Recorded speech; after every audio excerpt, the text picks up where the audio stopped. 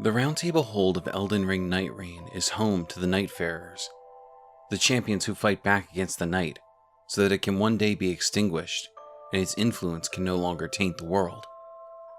For many who come to the hold, their intentions are pure, whether it be to end the night for the good of all, correct the wrongs of their past, or they're simply seeking to test themselves and become the strongest version of whoever that is. But some come to the hold for more selfish reasons. The Iron Eye is only playing it hero, as his only goals are to complete his contract and self-preservation. The Wilder set off to avenge the destruction of his tribe, but his tribe was already dedicated to defeating the Night. He likely would have found his way to the Lands Between eventually anyway. And finally, the Revenant came to the hold for vengeance, plain and simple. This living doll came to the Lands Between powered by sheer rage, with every intention of destroying the Night Lord for what he took from her, even if she can't quite remember what it was. Her story is one of fear and heartbreak, a tale of horror that terrifies more than anything else found in Elden Ring. Today we will tell you the story of the Revenant. Thanks for joining us as we explore the stories of each Nightfarer in Elden Ring Nightreign. While the lore of the game isn't as obtuse as your typical FromSoft fare, there are still many secrets and unspoken connections between characters worth exploring, and we hope you learned something new by spending some time with us. If this is your first time finding the channel, we appreciate you giving us a chance, and if you're a longtime subscriber, thanks for your continued support. Around here we pay close attention to the questions that pop up in our comments, so feel free to ask whatever you'd like and we'll have an answer. Also, make sure to check out our Discord, where we're building an active Nightreign community you can join so you never have to play with randos. If you enjoy our content, please consider subscribing, but no pressure. Your viewership is always more than enough for us. With that said, let's return to the horrific history of the Revenant. As far as the Revenant knows, her story begins after waking at the Roundtable hold. Like so many of the Nightfarers, her past is a mystery, just out of reach. But she hoped it would not be for long, as she searched for answers. Trying to escape the encroachment of the night, I awoke. Checking my joints, I traced my way through clouded memories. But where was I? And why did the air smell of must and mold? I needed to know what was going on. That is where I decided to begin. The Revenant seems confused, not only by the strange place she awoke in, but by the very nature of her body. Checking her joints seems to me as if they felt unnatural, as if her doll form was not what she was expecting upon waking. In order to better understand her situation, she speaks with those she finds in this place, starting with another doll, the Iron Menial, who informs her that this is the Roundtable hold, a place where champions gather and all are equal. He suggests she get to know her compatriots, but leaves her with a word of admiration, telling her she is an exquisite doll, and her creator must have been a master craftsman. The Revenant is the only Nightfarer who is brought to the Roundtable hold, rather than reaching it herself. When speaking with the Duchess, she can ask, "Why did you bring me here?" And she says the doll spoke of enacting revenge against the Night Lord, and how she would never forgive it. She'll then say, "Hardly grounds for abandoning you." Couple this with the knowledge that the Revenant awoke in the Roundtable after her spirit fought against the Nightfarers, and it paints a picture of a complicated journey, wherein the Revenant wandered across the land until encountering the Duchess. After sharing her pledge of vengeance against the Night, she fell unconscious. The Duchess, knowing that allies were needed for the fight ahead, likely brought the doll to the Roundtable so that she might rest, recover, and take up the fight alongside those that would reach the land of Limveld. It seems the Revenant has found her goal, and that the others of the Roundtable share it. While she's significantly more prickly than her companions, often telling them the place reeks of failure, she ultimately understands that pushing back the Night is not something she can accomplish on her own. So when the Guardian makes a request of her, she sees how helping him could put her new companions at ease. How are you feeling? There are some who are wary of your companionship, but your intent was not much different from our own. I have no mind to doubt you, and I'm honored to fight on the same side. That said, you do well to show you are trustworthy. I could give you a job to prove yourself. I may be old-fashioned, but actions speak louder than words. What do you say? Will you hear my request? Without delay, I want you to retrieve a weapon wielded by the forces of night. Their fierceness is compounded by the strength of their arms. But with a proper understanding of their tools, I can fend them off with my shield. It needn't be a perfect specimen. Even a fragment of a blade will do. I leave it in your hands.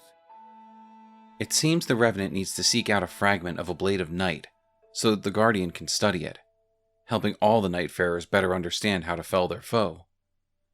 This gives her the opportunity to fight alongside her new companions and show them just what she's capable of, summoning the spirits of the dead to fight on her behalf.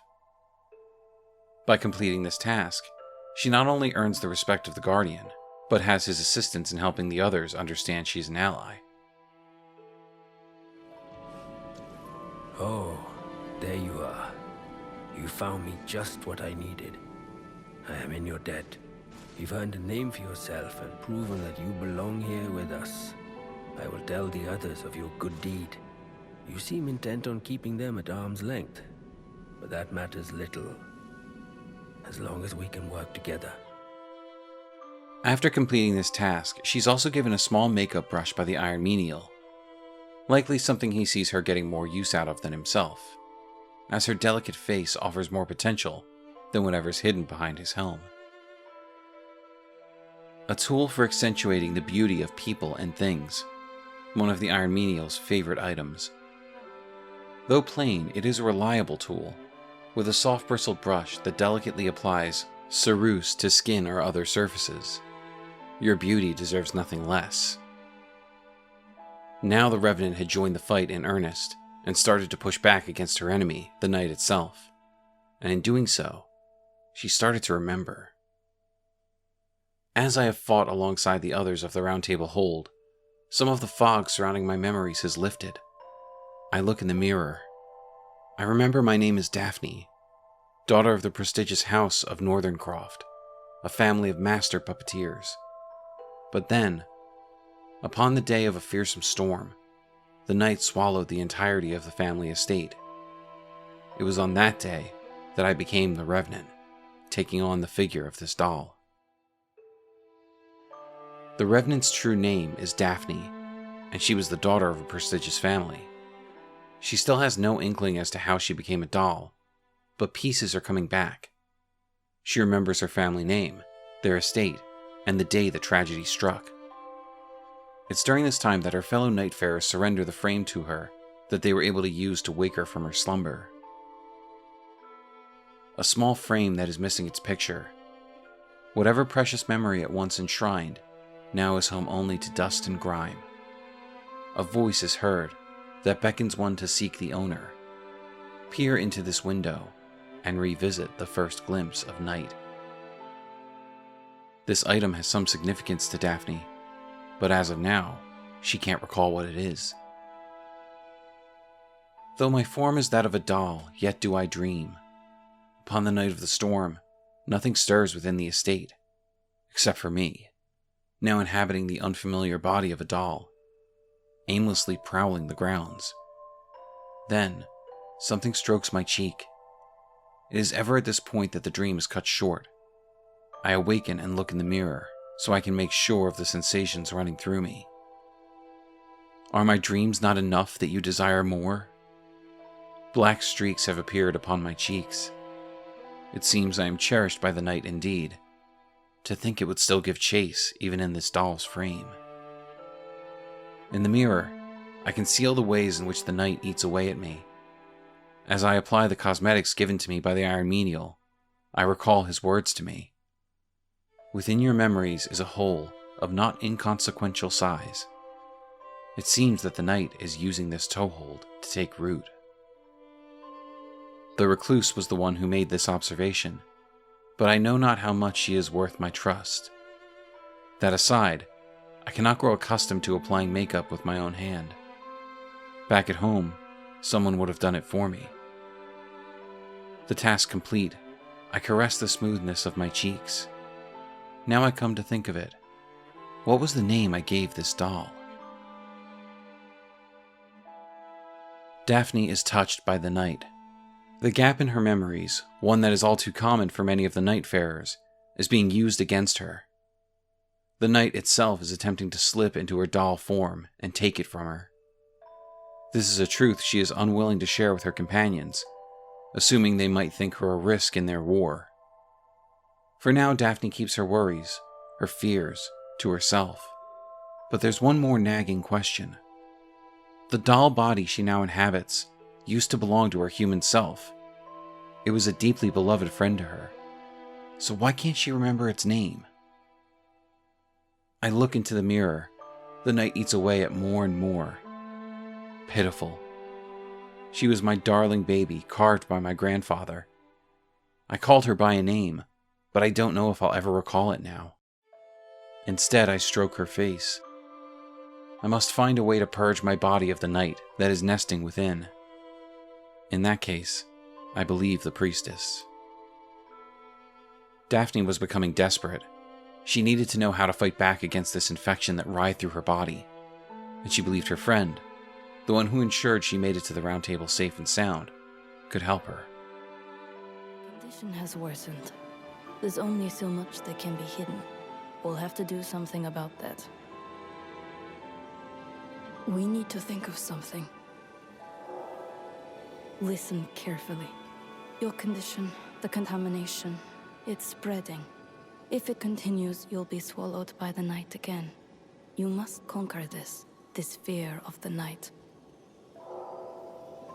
You might say the words, but deep down, you do not believe them. Go to see the witch. She should be able to help. The priestess believes it's fear that's holding Daphne back, and that the recluse is the only person who can help her to fight the contamination. She's right, as the recluse is prepared to guide her to the truth through meditation. Thou wouldst halt the contamination, yes? Those who have surrendered themselves to the night even once are powerless to resist its allure. The night within thee hath begun to fester. Whether or not it can be kept in check is entirely dependent upon thee. Please sit when thou art sure of mine. Before getting into what happens next, I think it's important we address what the recluse said here. The Revenant has already fallen to the darkness of the night once before. I believe this is what put her to sleep initially, and it's why our Nightfarers needed the besmirched portrait to wake her. Essentially, when we fought the Revenant, we were fighting back the corruption of the night, and by successfully defeating her, Daphne was able to wake up and regain her senses. We can also see this corruption whenever she uses her ultimate art, as half the doll's face falls away, and we can see a dark skull beneath. Perhaps her ability to control spirits at all is a side effect of the night's corruption. We can't know for sure, but either way, after sitting for the recluse and closing her eyes, Daphne begins walking the path to ridding herself of the night's influence. She awakens on the grounds of her home, wandering, much as she described in her previous dreams. She comes across the portrait of a man, Edgar Blackcoat Northerncroft, the grandfather who carved the doll body she now inhabits. This is not the end of her journey, though, as just beyond this portrait is a room of some significance. She sees herself within, or rather, her doll, sitting steady on a chair, and upon approaching her, the corrosion within herself begins to attack. She fights back using her spirit companions and the claw weapons she awoke with at the Roundtable. Upon defeating them, she approaches the doll, and reads a carving found on her body. My darling little Daphne. So it would seem Daphne is the name of the doll, not the daughter of the house. Perhaps she's yet to find her true name, mistaking the name of her precious doll for her own. After completing this trek through herself, the Revenant dreams again. Dolls too have their dreams. This I know. The daughter of the house softly caresses my cheeks. Let's put on a little makeup, Daphne. I always liked having my makeup done. I caress the cheeks of the face that looks back from the mirror. These fingers have not the warmth, nor the softness I expect. It seems I must face again what transpired upon that stormy night. It looks as if the work done alongside the recluse to reclaim her memories was not enough. Her corruption is still spreading, but so is something else. A sinking feeling that something is still forgotten. Something that can't be reclaimed without facing that horrible night one more time. Dolly dear, thou shouldst by now have ascertained that which thou must face. Wilt thou the truth uncover upon the next attempt? Yes, a fine girl thou art. Please, sit.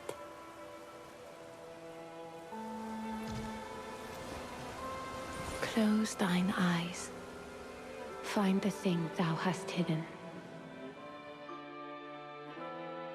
The Revenant again steps into the world of her dreams, the world of her past. But this time, something is different. As she approaches the portrait of her grandfather, she sees it splattered with blood, with broken furniture alongside it. She rushes back to the library, where she faced the corruption previously, but this time she finds something bigger, more aggressive. The contaminant itself in the form of a royal revenant. After a hard-fought battle, the contamination is removed permanently, and the revenant's memories return. The horrible truth uncovered.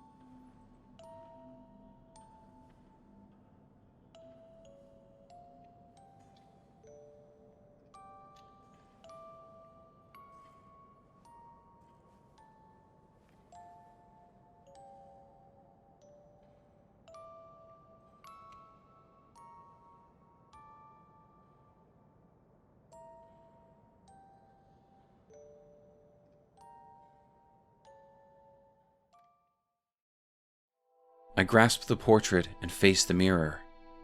the daughter of the house is no more. She will never caress my face again, no matter how I yearn. I never was a human, and now the mantle of doll no longer fits me. There is but one thing that I must accomplish, the every reason I became the Revenant, to bring an end to the night of the storm. The Revenant found the truth. She has always been a doll. The daughter of the house, her friend, was brutally murdered in front of her by a man who was most likely her father, as he did not look old enough to be Edgar Northerncroft, nor did he share his beard. After uncovering the truth, the besmirched frame becomes the old portrait, which is described as an intricate painting of a girl of pure heart and an elderly companion that conveys both trust and affection. On that night, the doll understood. The young girl wished to live, and with that understanding, the doll found her purpose. On the back of the painting is a hurriedly scrawled, fading message. Chloe, seek happiness, for you deserve it more than anyone. The daughter of the house was named Chloe. Daphne was her doll, her friend, and the brutality inflicted upon Chloe is what spurred Daphne to live. I believe the message that was written on the frame came from her grandfather, Edgar Northerncroft, the man who created Daphne for his granddaughter. Some believe that the soul of Chloe resides within Daphne, that her soul is the source of Daphne's awakening, but I don't believe this is the case. Daphne's fingers twitch before Chloe is killed. She's clearly awakening to consciousness before her friend has died. It's also said in the description of the portrait that seeing Chloe's desperate wish to live is what brought life to the Revenant. She was an object, lovingly cared for by a pure, innocent soul. And perhaps the love she was shown, along with the horror inflicted on her owner, and the very corruption of the night itself, all came together to give her life. This makes even more sense when we look at the description of the Revenant's cursed claws. A silver accessory that attaches claws to the ring and little fingers. A lady bore the claw before meeting a horrific death, which transformed the claw into a fetish. Swing to slash enemies apart.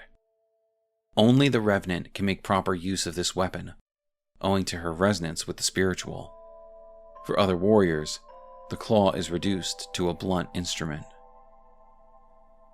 The claw previously belonged to Chloe, and it was meant to be nothing more than decoration.